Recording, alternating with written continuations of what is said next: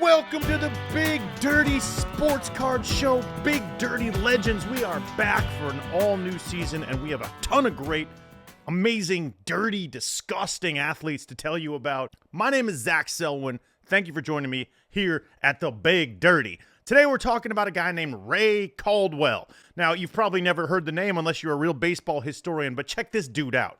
Hard drinking. Divorced 3 or 4 times, bad influence on Babe Ruth, and he got struck by lightning in the 9th inning of a game, got back up, and finished the fucking game, and got the win. Struck by lightning in the middle of the 9th inning after pitching a complete game? Dude, Carlos Rodon had a toenail come off in like the 3rd inning a few weeks ago, and he left the mound for 6 weeks. Baseball was raw back then. Ray Caldwell was raw. We're going to get into that story. But this dude was a hard, boozing motherfucker. He was suspended often for being drunk, which, by the way, the team referred to as irregular habits or outbreaks of misbehavior. I like that. That makes my alcoholism sound classy. That's nice. This guy was suspended from a team once for 2 weeks for showing up hammered. And guess what? He didn't show back up for a game for 6 months because the motherfucker disappeared to Panama, where he was playing baseball under a fake name because he could drink all he fucking wanted in Panama. His name was like Aurelio Garcia, but his real name was Ray Caldwell. But he was down there just boozing and throwing no-hitters. I mean, unbelievable. Speaking of no-hitters, he threw a no-hitter in his next start after getting struck by lightning on the field. What? Dude, if I ever got struck by lightning anywhere in my life, I'm going straight to the hospital. There's no way I'm doing what this guy did. Here's the story. Shortstop Ray Chapman, who was on the team that day. This is Cleveland, by the way, when Ray Caldwell was pitching. After Ray Caldwell gets struck by lightning, he goes down.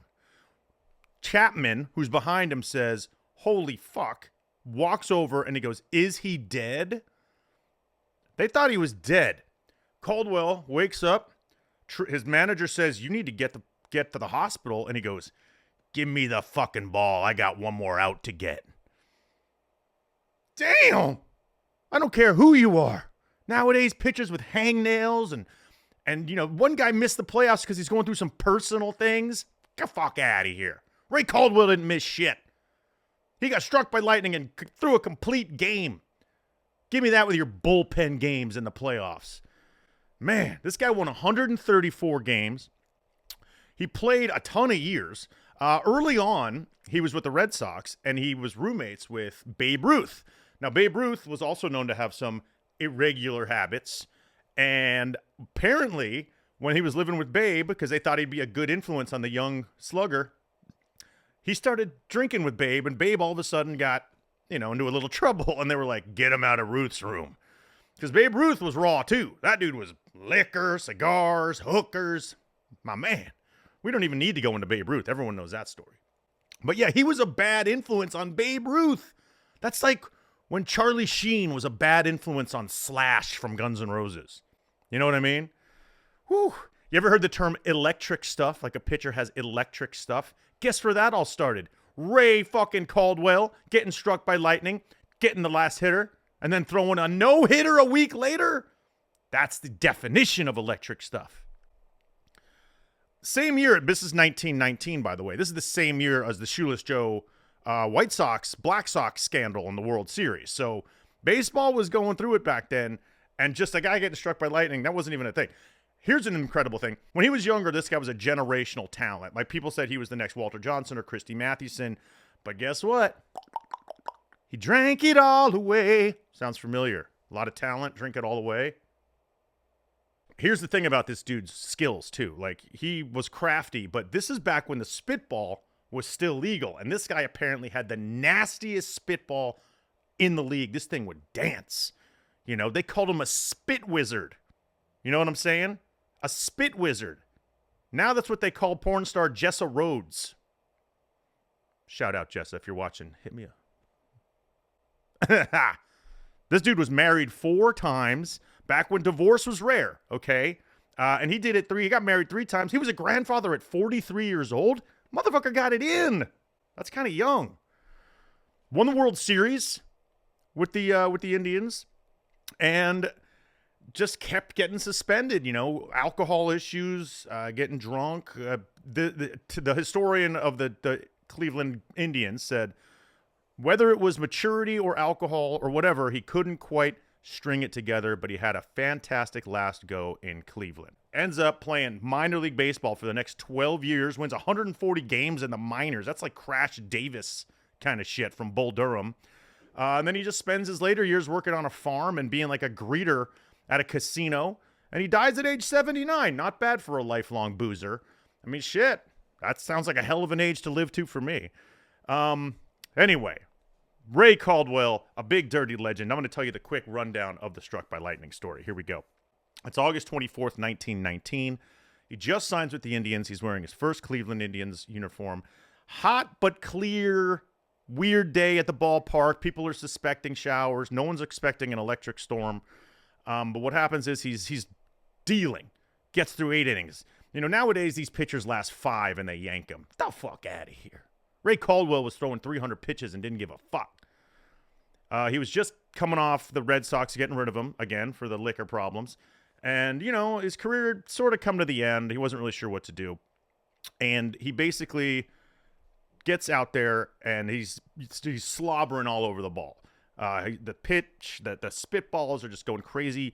He used something like oak tree elm sap. Like he would go to a fucking tree and find this sap to use on his spitball to make it maneuver. That's pretty awesome.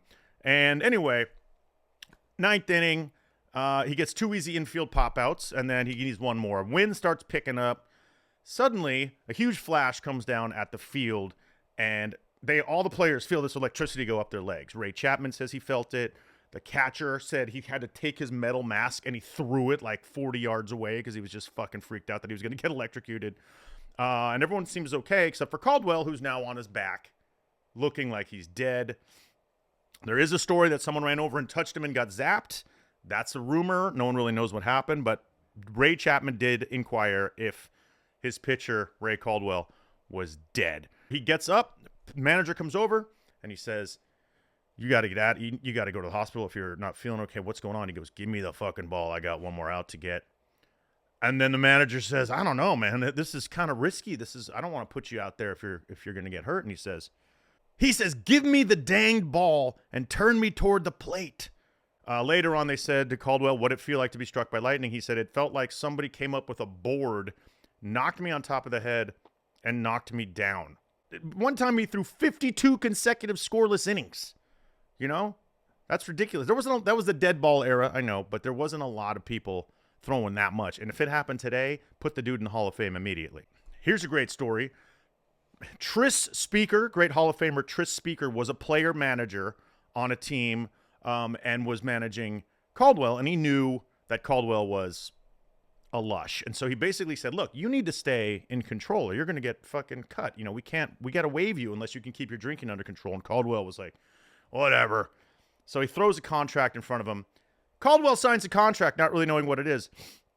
In the contract, okay, Caldwell, from Tris Speaker said, listen, on game days, after you pitch, you're allowed to go get, quote unquote, plastered. Go get hammered. Go get all liquored up.